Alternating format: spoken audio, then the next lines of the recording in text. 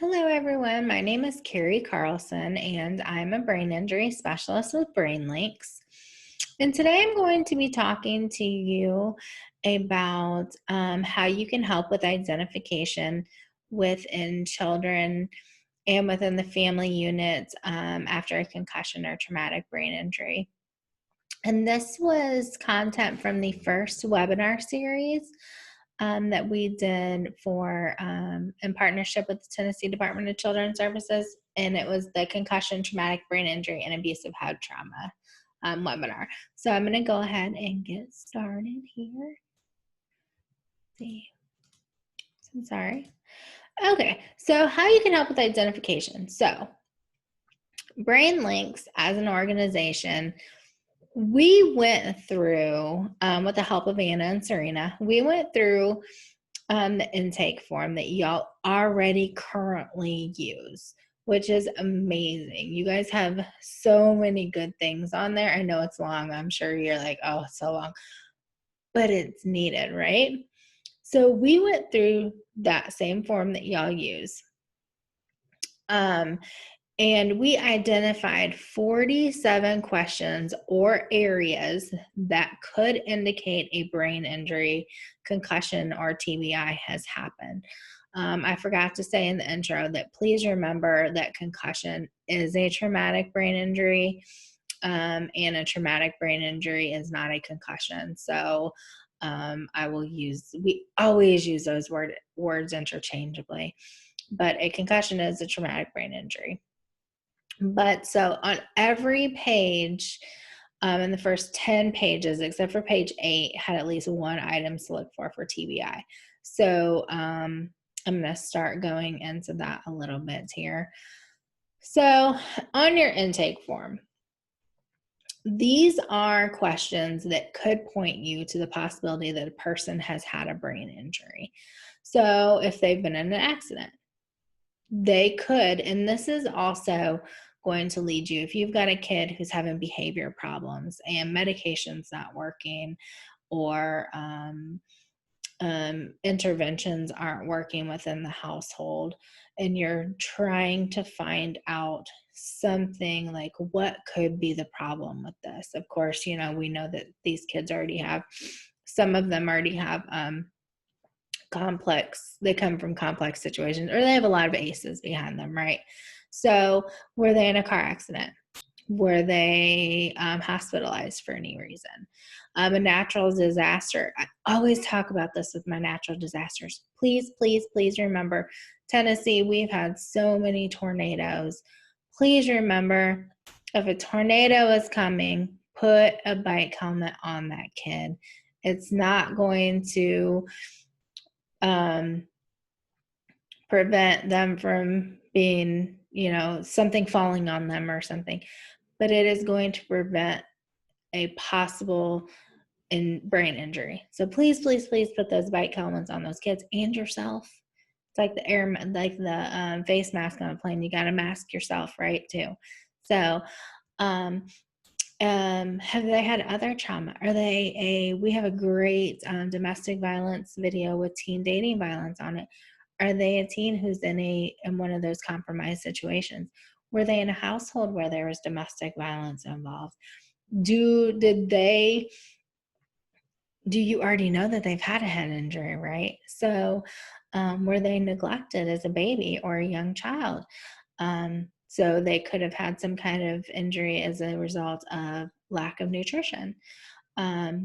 Like I've already said, were they in an abusive household, school violence? Are they somebody who self-harms? Do they self-harm themselves? Do they bang their head on the wall when they're upset? Remember, please, please, please remember, you do not have to lose consciousness to sustain a brain injury. Most people never lose consciousness. So if they're hitting their head on the wall because they're a self-harmer, especially I've seen little kids do this. My daughter's done this before. Please be watching for any signs and symptoms after that. Some questions that point to possible aftermath of TBI. So if you've got a kid that you haven't quite identified, hey, I think this person has had a traumatic brain injury, but you don't know, especially after doing this whole webinar series, and now you're like, ooh, I don't know, maybe they have. Do they have special needs already? Do they have a disability? Or they having vision problems? Brain injury can cause some severe vision and hearing problems. Do they have developmental delays? Or other developmental issue problems. So we did go over the brain maturation. So remember, if there is a significant brain injury, that learning could be missed. Drug or alcohol abuse. Drug and alcohol abuse causes brain damage. Were they in the court system? Have they been in the court system, or are they now in the court system? So remember, if somebody's had a TBI, within 5 years, 1/3 of those people report having some kind of involvement within the justice system. So, are they having behavioral problems? Are they stealing? Are they doing like petty, impulsive? Are they having impulse control problems? Are they stealing? Are they lashing out at people? These are things that might be able to point you to TBI also. And then we have a concussion TBI alert form. So we designed this, and this was off of needs that we saw within possibly DCS, within the school system, within the academic setting. So this can be a form that simply goes in their DCS file. So if it's not specifically indicated on there, hey, this person has had a brain injury, you can look at this form.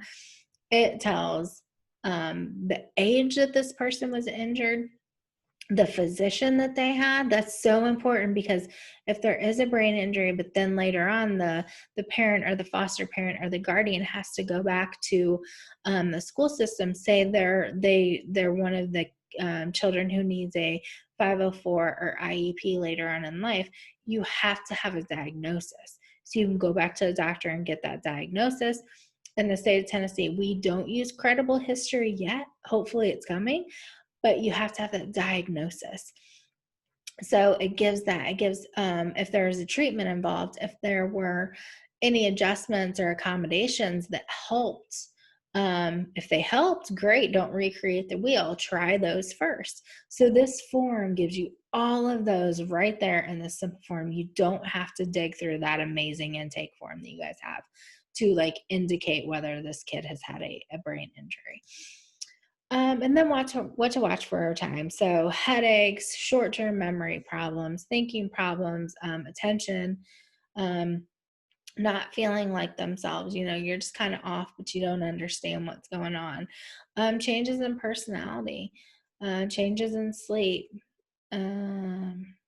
grades dropping, and then that dizziness, balance, coordination, especially if it's somebody who's been in a car accident, or they've been in a serious injury, car accident, fall down the stairs, if they're an athlete, because they might have something else going on that was indicated in those 6 types of concussion that you got to get maybe the vertebrae fixed, maybe they need PT or a chiropractor, or that's not going to get better, right? So this is just a list of things you can watch for.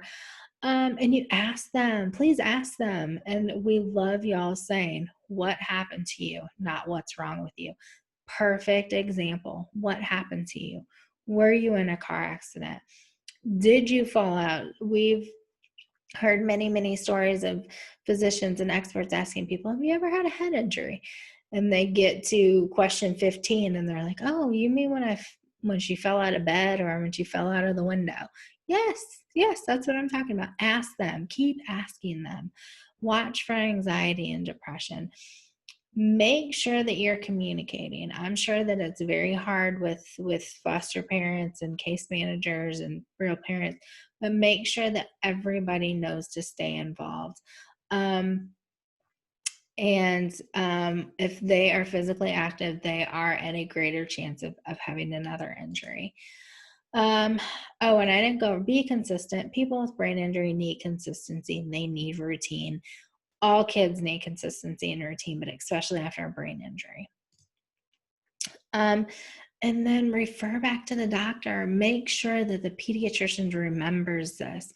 Go back to the doctor. It is so important, and it is so okay to go to the doctor and say, hey, I think we need a referral to another doctor. Tell them the changes. We've got amazing signs and symptoms. Circle those symptoms on there. I'll put the symptoms in the description, the signs and symptoms sheet, and the symptom tracker in the description. Make sure you're using that, because you're not going to remember everything. Tell them about those changes. Like I said, don't hesitate to get that referral and take the appropriate steps within the school district. The school district appreciates you helping them help this kid, right? And they need your input a lot of times. And then communication. The school needs to communicate with the families. The case managers may need to communicate with the families. Maybe you, as that case manager, you have to teach the school and that family how to communicate together, because just like every brain injury is unique and different, every family dynamic is also. You might have to teach that family and that physician how to communicate with each other, because we all know that sometimes, as amazing as our physicians are, sometimes they think that we understand things that we don't understand. So communicate with that parent. If you didn't understand that, go back and ask them. Share information about the injury. It's okay. It needs to be talked about. Just communicate.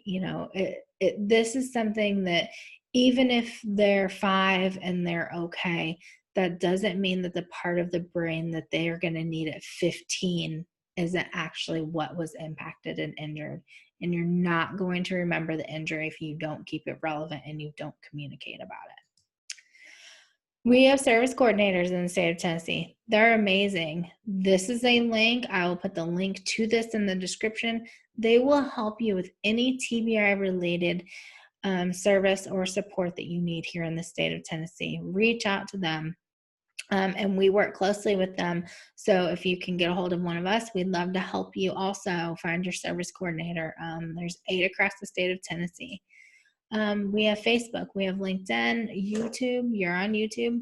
We're going to have Twitter soon. So follow us. We put all these great videos on there when they're ready.